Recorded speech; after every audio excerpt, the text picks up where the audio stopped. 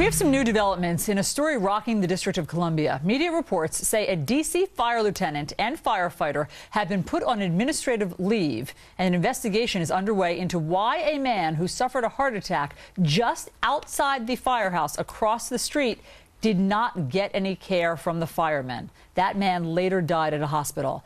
Medrick Mills collapsed in a shopping center parking lot as he was walking with his daughter. Several people who wanted to help ran to the fire station. They banged on the door, but they say firefighters told them they could not do anything unless someone first called 911. The man's anguished daughter says it took 15 minutes for help to show up, and that was only after a D.C. police officer flagged down an ambulance that happened to be driving by. Have you been told that the original dispatch that did go out went to the wrong quadrant of the city? No. Yes. Yeah.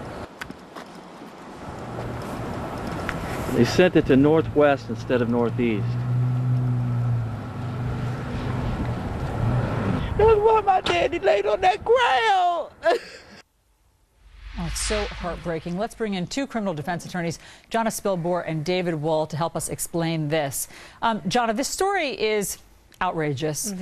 3 times they banged on the door of the firehouse, and they were told by a firefighter inside that first the family had to call 911. That was protocol because there is apparently a law, correct me if I'm wrong, that prevents emergency workers from self-dispatching. Explain. Okay, well, assuming that there is a law that prevents them from self-dispatching, that law needs to be changed because this is so idiotic, resulting in a totally senseless death, that makes no sense. But let's suppose that rule actually is in place. When you have somebody across the street screaming for aid, that's the equivalent of a 911 call. And maybe you don't have to take every firefighter out of that firehouse to help, but one of them could have gone over and performed CPR. That would have been the responsible thing to do. David, these are emergency workers, you assume, for a reason. They want to save people's lives. Right. Why couldn't they have saved this poor man's life?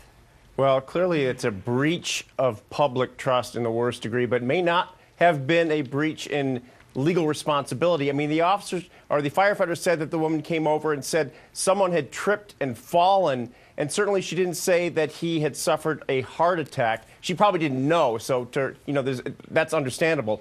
But when that happened, the firefighter obviously didn't think it was a very urgent matter and said, hey, look, call 911 or an ambulance has already been called. They're on their way. They'll take care of it. This was the perfect storm of screw-ups. There's no doubt about that.